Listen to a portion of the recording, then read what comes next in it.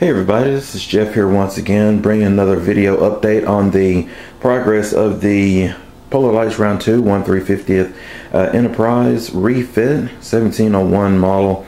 And as you can see here, this kit now is finished. Well, let me take that back. It's not finished, but it's built, it's together. There are no other parts that I need to put on. You know, the box is now done and everything is on the model kit. So we go around here, slowly pan around on this table so I can go all the way around, kind of. And forgive me, floor's creaking a bit. This is kind of a old apartment, but some things I just can't help. But it's amazing. This was definitely a very, very fun model kit to put together. Could be a bit difficult and trying in some spots there. I'm just pulling back to let you see how those nacelles are even with the saucer, and you know, I'm totally loving it. It really, really came out from dry fit to glued and stuff. It's nice and even all the way around and stuff. It's a big thing, you know. Of course, it's not the Bower Hull's North Star Enterprise or even the new 50-inch that's out there now. Well, not quite out there yet, but it's been worked on and stuff. It's really, really cool. I like it. Definitely not Time Slip Creations, but you know, this 1350 kit is a nice size. You know, I pull back and you know, you've got, you know, sitting on my coffee table, and you've got the couch and the chair right there, and you look at this thing and you see it. It's like, that's quite a nice display if you want something, you know, kind of big in a spot where you don't just have the greatest amount of space at. This is definitely one to get, or even when you do, because it's quite impressive size. So, and then of course, you know, that being said, this is, well, you've seen the previous videos beforehand, so we know it's lit. So skip all this other yakking until the lights are on so we can see it. All right, down here, switch right here in the front. For right now, I'm changing up all this, especially with the base and stuff, because I don't like, you know, very flimsy on that base. Very flimsy on that base. It's still rocking, it's still rocking, it's still rocking. It hasn't stopped yet. So just going to kind of build up a wooden base around that, and you know, enclose it in right here and get it the angle, the ship where I wanted it and stuff, and drill it and, you know, nail it, or drill it into place, screw it into place and everything. And you know, they give a much heavier base, and then of course the ship won't be wobbling at all, actually, you know, if the plane comes through, which, you know, the planes on the model did, so the planes on the base should too. Of course, just extend the wires out for the switches and whatnot. So but anyway, one in the front right here gives us some light, and there we go. Even with, you know, total brightness on in this living room, you've got all the lights on. And see there, we've got the nav lights flashing away on the saucer, and as well the end of the engineering hull, because this is a Star Trek 2, 3 Enterprise, well, Star Trek 2-ish, before the battle damage and everything.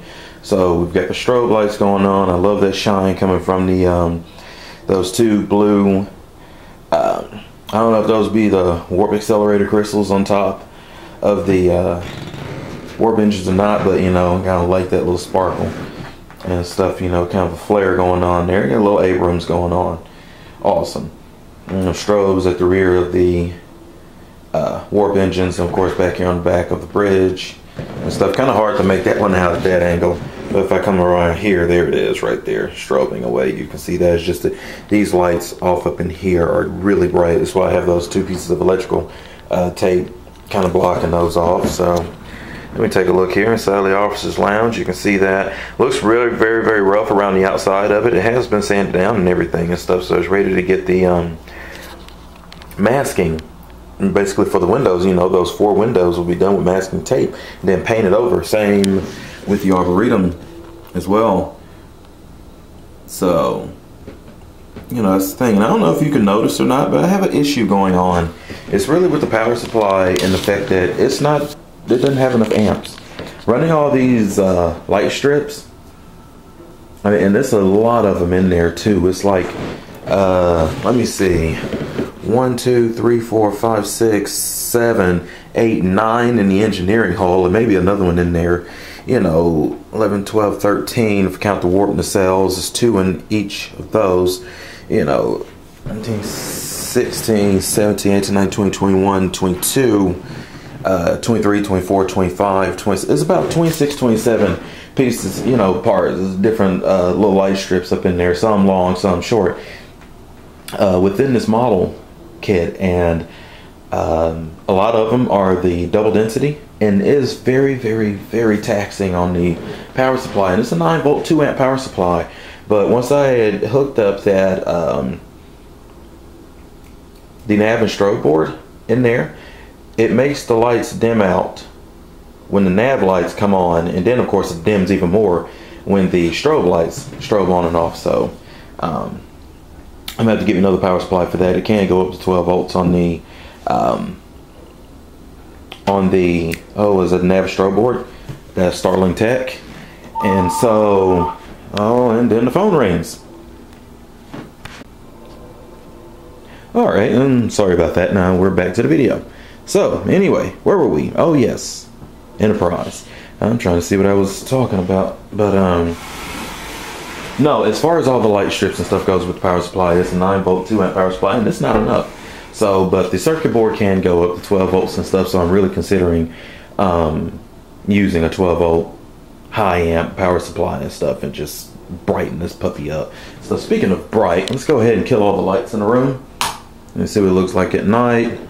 Well, as close to night as we can. It's, oh, what is it, going on 9 o'clock in the morning here while I'm doing this. So, but it looks really, really good. We've got it right now on impulse. And see, all of our spotlights and stuff on the ship are still nice. They're still good. They're still bright. That lighting is going down. Excuse me, lighting going down the outer warp grills and stuff is like super cool still. I love how bright that is and stuff. The nav and strobes now going off really brought this shit to life, and I'm really liking it. So I love my engineering hull spotlights and everything, having those right where I need them to. Underneath the bottom there, got that foot lamp, goes up for that registry right above the phaser banks there. Torpedoes have a little light glow to them, have a little glow to them, not very much and stuff. Then of course there's this main spot lamp up here on top of the saucer, and as you can see, it gives me the perfect V-wedge that I'm looking for, that I was looking for when I did put that together and stuff. Is just right where I need it to, you know, because this being 1701, you know, that'll be about from right there going around to right there. So lit. USS Enterprise is up here, so it's lit up. And you know, I've already talked about the modifications that I did to the bridge and the BC deck area, so you know how we achieved that and everything. And just kind of like even with the exterior lighting that they used on the studio model, they even have a, you know, light this you can see kind of bathing down through here. Well, at least you can in person a little bit. It's kind of hard to on camera because you got this big bright glare coming from those two 5mm bright white LEDs right there. So ooh, lost our focus. Let's see if we can get it back. Pull back a little bit and stuff because those lights really are bright. Ooh, that's a nice shot. So let's see what else we can do to try to get that back here. Having a bit of technical difficulties, guys, so give me just 1 second. Pause the video. Oh, never mind. Here we go. Let's still give me just 1 second so I can pause this and come right back and finish up on this video. Alright, so got that done, got that knocked out, and like I said though, this ship, it is totally completed. So now what comes to it is masking off windows and, you know, every clear part that we've got that's getting lights. Of course, the impulse crystal here will get the masking around the, you know, of course, the center circle right there, and then the little, call them fingers there, they go around on that so that we can, so it gets that pattern that we're so used to Then of course the impulse engines, those get masked off and everything and stuff. Really like how those turned out. And I really like this too, when I throw it, get the thrusters on and those impulse lights are still a little bit lit, somewhat. Leave set forward impulse is super cool. I like that and stuff, kind of like low impulse and still you maybe use some thrusters or something, you know. And of course taking a look there inside the shuttle bay. Done a little work around the shuttle bay actually. You can see it's black around there. Even though it's dark in there, you would be able to tell that it was that light at first, but now I've got that black going around the edge there, and I kind of threw a couple of little white lines right there, but I may go ahead and get rid of those and then just bring the yellow out all the way out to the edge like it does on the studio model. You know, it's a unique model creation. Some things we do from what we see on screen, some things we do from the actual model that was used, and then of course a lot of things we do coming from just my brain. So you know, it's one of the things about doing something that's artistic. It's artistic, so you know, use your license on it. Looking inside of here, trying to anyway. You can see a little bit. It's a little difficult because it is a little bit bright. Looking there at that very, very unique rec room that's in there. Really, really like it. You know, of course we know it's in there. But yeah, this is just really, really cool. It definitely looks great. At night, you know, it got the thrusters on now, so I really, really like it. Deflector dish has some orange now. Actually, it is a really, really red, almost volcanic type of orange that's going on with it. And you see we've got that big flare right in the center, and then of course it goes out towards the outside of it and everything. And of course you put it back on blue and you've got the same effect there, bright in the center, and then of course tapers off towards the edge, and it's just really, really smooth. It's frosted, but then I did a thin layer of white in it, and then I did a thin layer of black on it as well, kind of tinted up a little bit, because the deflector dish is not a bright object. TrekWorks has said this plenty of times over, and you know, you 100% you have to agree with them that, you know, the deflector dish is not a big flashlight in the front of the ship. It's actually, it has a ambient glow to it, and if it's bright, you know, if it's too bright, then for one, you really can't see anything else if you're looking at the ship from the front. But for two, what I'd be thinking about, it'd be casting too much of a glow up here on the bottom of the saucer. The saucer bows down. It bowls down. And of course, any light that's coming out of here, once it leaves this outer circle, it's going to spread out. I mean, it's just how light works, and that's something I've been learning here when building these ships and stuff, especially this one in particular with all the spotlights.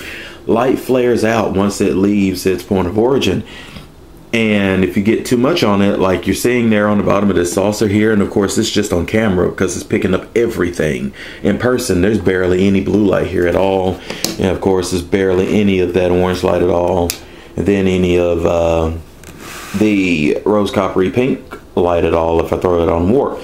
So to get rid of the impulse engines in the back, I can have them all totally out. It's cool. I like it. You got a few options, and they were accidental options, but they work out. They worked out perfectly in the end. But you know, it'd just be too much light. And see, like I pull back and give us that angle that we, you know, like very much right before the Enterprise was getting ready to leave dry dock. There, thruster was on, everything was on then, and stuff. And you know, the deflector dish was lit. Well, it wasn't. You know, it wasn't orange underneath here. It wasn't peach underneath there, or you know, whatever color it was.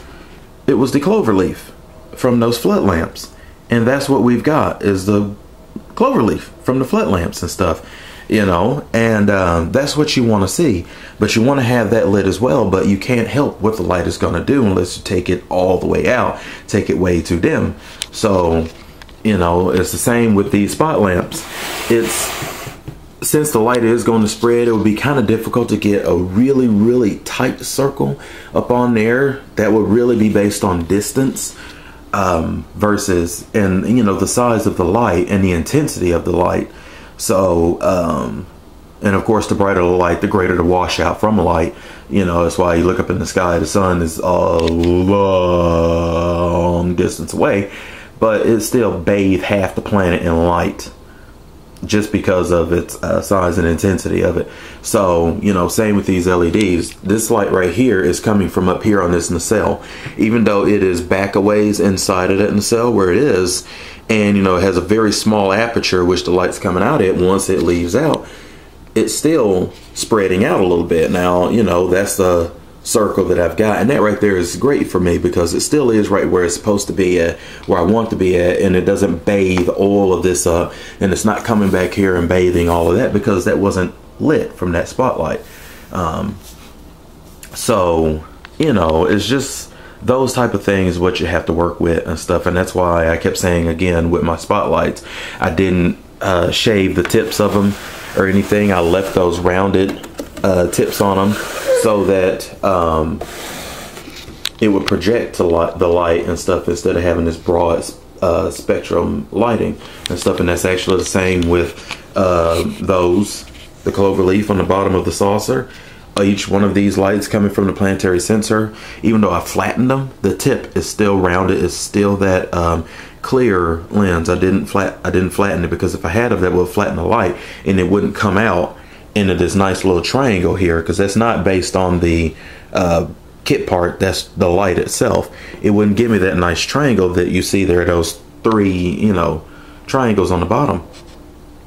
So, you know, it's just something you think about when you building these lights and stuff. Yes, you want to have the lights in there, but how do you want it to look, and what do you need to do to your lights? Either, you know, most of us are using LEDs, of course. Everybody's using LEDs basically. You know, how do you want it to show, and what do you need to do for it and stuff. So you know, that being said though, you know, it's a little bit to think about when you're building these as far as like the lighting and stuff, and how it be affected, how bright you want it to be, and where do you want that light to go, and what you need to do in order for that light to go where you want it to, because light does have its own it has its own limitations, but it also can be a great tool when you're building a model kit. So from now on, I go forth and start the paint process on this model. I'll keep working on it though.